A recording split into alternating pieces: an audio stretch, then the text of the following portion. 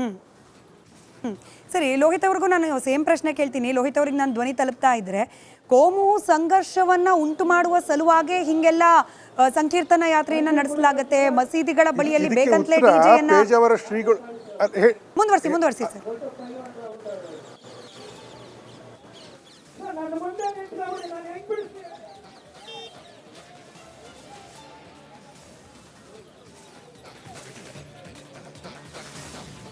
ಇದು ಪೇಜಾವರ ಶ್ರೀಗಳು ಹೇಳಿರುವಂಥ ಒಂದು ಮಾತು.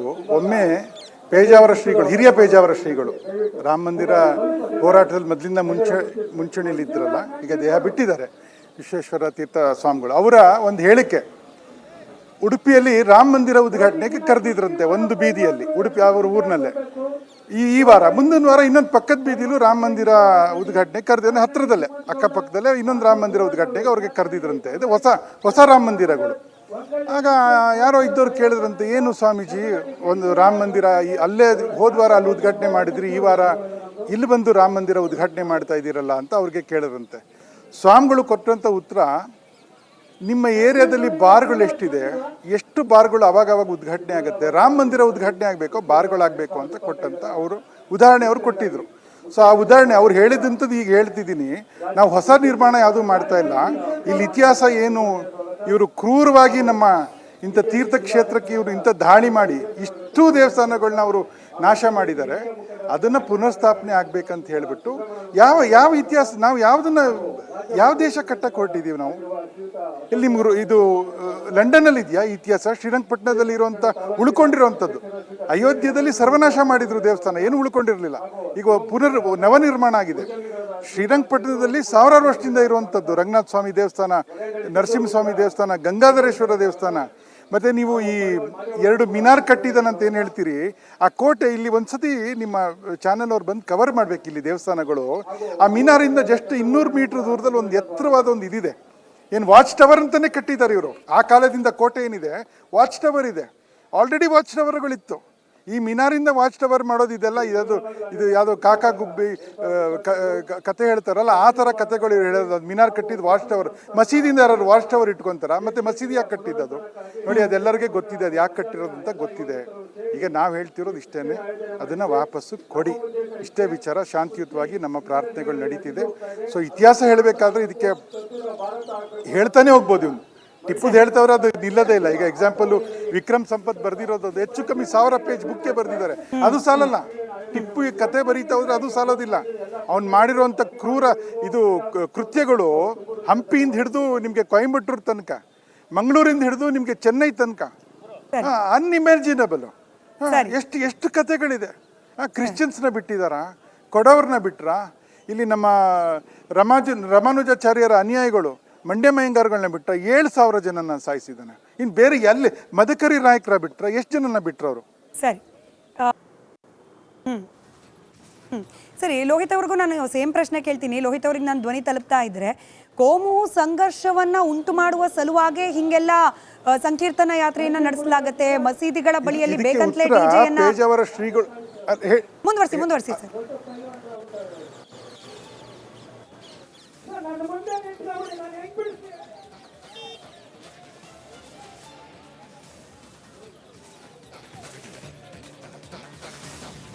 ಇದು ಪೇಜಾವರ ಶ್ರೀಗಳು ಹೇಳಿರುವಂಥ ಒಂದು ಮಾತು.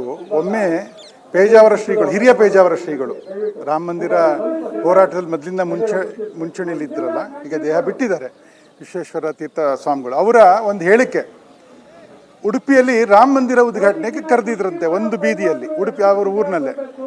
ಈ ವಾರ, ಮುಂದಿನ ವಾರ ಇನ್ನೊಂದು ಪಕ್ಕದ ಬೀದಿಲೂ ರಾಮ ಮಂದಿರ ಉದ್ಘಾಟನೆ ಕರೆದ, ಹತ್ರದಲ್ಲೇ ಅಕ್ಕಪಕ್ಕದಲ್ಲೇ ಇನ್ನೊಂದು ರಾಮ ಮಂದಿರ ಉದ್ಘಾಟನೆಗೆ ಅವ್ರಿಗೆ ಕರೆದಿದ್ರಂತೆ. ಇದು ಹೊಸ ರಾಮ ಮಂದಿರಗಳು. ಆಗ ಯಾರೋ ಇದ್ದವ್ರು ಕೇಳಿದ್ರಂತೆ, ಏನು ಸ್ವಾಮೀಜಿ, ಒಂದು ರಾಮ ಮಂದಿರ ಅಲ್ಲೇ ಹೋದ್ವಾರ ಅಲ್ಲಿ ಉದ್ಘಾಟನೆ ಮಾಡಿದ್ರಿ, ಈ ವಾರ ಇಲ್ಲಿ ಬಂದು ರಾಮ ಮಂದಿರ ಉದ್ಘಾಟನೆ ಮಾಡ್ತಾ ಇದ್ದೀರಲ್ಲ ಅಂತ ಅವ್ರಿಗೆ ಕೇಳಿದ್ರಂತೆ. ಸ್ವಾಮಿಗಳು ಕೊಟ್ಟಂಥ ಉತ್ತರ, ನಿಮ್ಮ ಏರಿಯಾದಲ್ಲಿ ಬಾರ್ಗಳು ಎಷ್ಟಿದೆ, ಎಷ್ಟು ಬಾರ್ಗಳು ಅವಾಗವಾಗ ಉದ್ಘಾಟನೆ ಆಗುತ್ತೆ, ರಾಮ ಮಂದಿರ ಉದ್ಘಾಟನೆ ಆಗಬೇಕೋ ಬಾರ್ಗಳಾಗಬೇಕು ಅಂತ ಕೊಟ್ಟಂತ ಅವರು ಉದಾಹರಣೆ ಅವ್ರು ಕೊಟ್ಟಿದ್ರು. ಸೊ ಆ ಉದಾಹರಣೆ ಅವ್ರು ಹೇಳಿದಂಥದ್ದು ಈಗ ಹೇಳ್ತಿದ್ದೀನಿ. ನಾವು ಹೊಸ ನಿರ್ಮಾಣ ಯಾವುದೂ ಮಾಡ್ತಾ ಇಲ್ಲ. ಇಲ್ಲಿ ಇತಿಹಾಸ ಏನು, ಇವರು ಕ್ರೂರವಾಗಿ ನಮ್ಮ ಇಂಥ ತೀರ್ಥಕ್ಷೇತ್ರಕ್ಕೆ ಇವರು ಇಂಥ ದಾಳಿ ಮಾಡಿ ಇಷ್ಟು ದೇವಸ್ಥಾನಗಳನ್ನ ಅವರು ನಾಶ ಮಾಡಿದ್ದಾರೆ. ಅದನ್ನು ಪುನರ್ಸ್ಥಾಪನೆ ಆಗಬೇಕಂತ ಹೇಳಿಬಿಟ್ಟು ಯಾವ ಯಾವ ಇತಿಹಾಸ ನಾವು ಯಾವ ದೇಶ ಕಟ್ಟಕ್ಕೆ ಹೊರಟಿದ್ದೀವಿ ನಾವು? ಇಲ್ಲಿ ನಿಮ್ಗೆ ಇದು ಲಂಡನ್ನಲ್ಲಿ ಇದೆಯಾ ಇತಿಹಾಸ? ಶ್ರೀರಂಗಪಟ್ಟಣದಲ್ಲಿ ಇರುವಂಥ ಉಳ್ಕೊಂಡಿರುವಂಥದ್ದು. ಅಯೋಧ್ಯೆಯಲ್ಲಿ ಸರ್ವನಾಶ ಮಾಡಿದ್ರು ದೇವಸ್ಥಾನ, ಏನು ಉಳ್ಕೊಂಡಿರಲಿಲ್ಲ. ಈಗ ನವನಿರ್ಮಾಣ ಆಗಿದೆ. ಶ್ರೀರಂಗಪಟ್ಟಣದಲ್ಲಿ ಸಾವಿರಾರು ವರ್ಷದಿಂದ ಇರುವಂಥದ್ದು ರಂಗನಾಥ ಸ್ವಾಮಿ ದೇವಸ್ಥಾನ, ನರಸಿಂಹಸ್ವಾಮಿ ದೇವಸ್ಥಾನ, ಗಂಗಾಧರೇಶ್ವರ ದೇವಸ್ಥಾನ.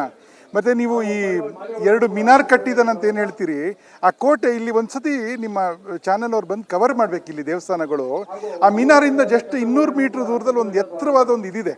ಏನು ವಾಚ್ ಟವರ್ ಅಂತಲೇ ಕಟ್ಟಿದ್ದಾರೆ ಇವರು. ಆ ಕಾಲದಿಂದ ಕೋಟೆ ಏನಿದೆ ವಾಚ್ ಟವರ್ ಇದೆ. ಆಲ್ರೆಡಿ ವಾಚ್ ಟವರ್ಗಳಿತ್ತು. ಈ ಮಿನಾರಿಂದ ವಾಚ್ ಟವರ್ ಮಾಡೋದು ಇದೆಲ್ಲ ಇದು ಯಾವುದೋ ಕಾಕಾ ಗುಬ್ಬಿ ಕತೆ ಹೇಳ್ತಾರಲ್ಲ, ಆ ಥರ ಕತೆಗಳು ಹೇಳೋದು. ಅದು ಮಿನಾರ್ ಕಟ್ಟಿದ್ದು ವಾಚ್ ಟವರ್. ಮಸೀದಿಯಿಂದ ಯಾರು ವಾಚ್ ಟವರ್ ಇಟ್ಕೊತಾರ? ಮತ್ತು ಮಸೀದಿ ಯಾಕೆ ಕಟ್ಟಿದ್ದದು ನೋಡಿ, ಅದೆಲ್ಲರಿಗೆ ಗೊತ್ತಿದೆ ಅದು ಯಾಕೆ ಕಟ್ಟಿರೋದು ಅಂತ ಗೊತ್ತಿದೆ. ಈಗ ನಾವು ಹೇಳ್ತಿರೋದು ಇಷ್ಟೇ, ಅದನ್ನು ವಾಪಸ್ಸು ಕೊಡಿ. ಇಷ್ಟೇ ವಿಚಾರ. ಶಾಂತಿಯುತವಾಗಿ ನಮ್ಮ ಪ್ರಾರ್ಥನೆಗಳು ನಡೀತಿದೆ. ಸೊ ಇತಿಹಾಸ ಹೇಳಬೇಕಾದ್ರೆ ಇದಕ್ಕೆ ಹೇಳ್ತಾನೆ ಹೋಗ್ಬೋದು. ಇವನು ಟಿಪ್ಪುದು ಹೇಳ್ತವ್ರೆ, ಅದು ನಿಲ್ಲದೇ ಇಲ್ಲ. ಈಗ ಎಕ್ಸಾಂಪಲ್ ವಿಕ್ರಮ್ ಸಂಪತ್ ಬರ್ದಿರೋದು ಅದು ಹೆಚ್ಚು ಕಮ್ಮಿ 1000 ಪೇಜ್ ಬುಕ್ಕೆ ಬರ್ದಿದ್ದಾರೆ. ಅದು ಸಾಲಲ್ಲ. ಟಿಪ್ಪು ಈ ಕತೆ ಬರೀತಾ ಹೋದ್ರೆ ಅದು ಸಾಲೋದಿಲ್ಲ. ಅವ್ನು ಮಾಡಿರುವಂಥ ಕ್ರೂರ ಕೃತ್ಯಗಳು ಹಂಪಿಯಿಂದ ಹಿಡಿದು ನಿಮಗೆ ಕೊಯಂಬತ್ತೂರು ತನಕ, ಮಂಗಳೂರಿಂದ ಹಿಡಿದು ನಿಮಗೆ ಚೆನ್ನೈ ತನಕ ಅನ್ಇಮ್ಯಾಜಿನಬಲ್. ಎಷ್ಟು ಕತೆಗಳಿದೆ. ಕ್ರಿಶ್ಚಿಯನ್ಸ್ನ ಬಿಟ್ಟಿದಾರ, ಕೊಡವ್ರನ್ನ ಬಿಟ್ರ. ಇಲ್ಲಿ ನಮ್ಮ ರಾಮಾನುಜಾಚಾರ್ಯರ ಅನ್ಯಾಯಗಳು ಮಂಡ್ಯ ಮಯ್ಯಂಗಾರ್ಗಳನ್ನ ಬಿಟ್ಟ 7,000 ಜನನ ಸಾಯಿಸಿದ್ದಾನೆ. ಇನ್ನು ಬೇರೆ ಎಲ್ಲಿ ಮದಕರಿ ನಾಯಕರ ಬಿಟ್ರ ಎಷ್ಟು ಜನನ ಬಿಟ್ರ ಅವರು? ಸರಿ ಸರಿ, ಲೋಹಿತ್ ಅವ್ರಿಗೂ ನಾನು ಸೇಮ್ ಪ್ರಶ್ನೆ ಕೇಳ್ತೀನಿ. ಲೋಹಿತ್ ಅವ್ರಿಗೆ ನಾನು ಧ್ವನಿ ತಲುಪ್ತಾ ಇದ್ರೆ, ಕೋಮು ಸಂಘರ್ಷವನ್ನ ಉಂಟು ಮಾಡುವ ಸಲುವಾಗಿ ಹಿಂಗೆಲ್ಲ ಸಂಕೀರ್ತನ ಯಾತ್ರೆಯನ್ನ ನಡೆಸಲಾಗತ್ತೆ, ಮಸೀದಿಗಳ ಬಳಿಯಲ್ಲಿ ಬೇಕಂತಲೇ ಡಿಜೆಯನ್ನ. ಪೇಜಾವರ ಶ್ರೀಗಳು ಮುಂದುವರಿಸಿ ಸರ್.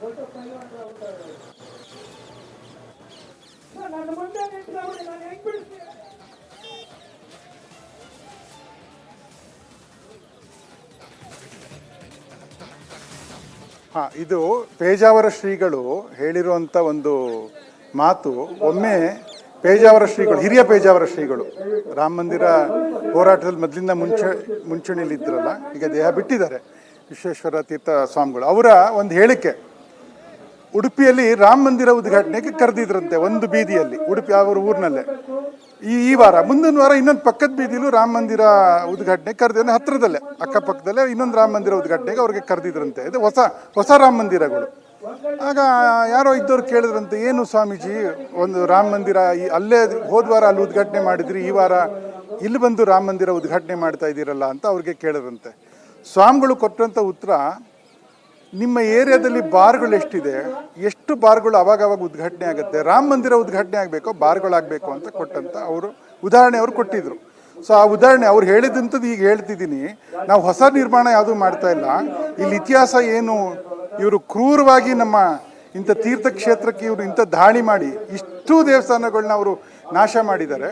ಅದನ್ನು ಪುನರ್ಸ್ಥಾಪನೆ ಆಗಬೇಕಂತ ಹೇಳಿಬಿಟ್ಟು ಯಾವ ಇತಿಹಾಸ ನಾವು ಯಾವ ದೇಶ ಕಟ್ಟಕ್ಕೆ ಹೊರಟಿದ್ದೀವಿ ನಾವು? ಇಲ್ಲಿ ನಿಮ್ಗೆ ಇದು ಲಂಡನ್ನಲ್ಲಿ ಇದೆಯಾ ಇತಿಹಾಸ? ಶ್ರೀರಂಗಪಟ್ಟಣದಲ್ಲಿ ಇರುವಂಥ ಉಳ್ಕೊಂಡಿರುವಂಥದ್ದು. ಅಯೋಧ್ಯೆಯಲ್ಲಿ ಸರ್ವನಾಶ ಮಾಡಿದ್ರು ದೇವಸ್ಥಾನ, ಏನು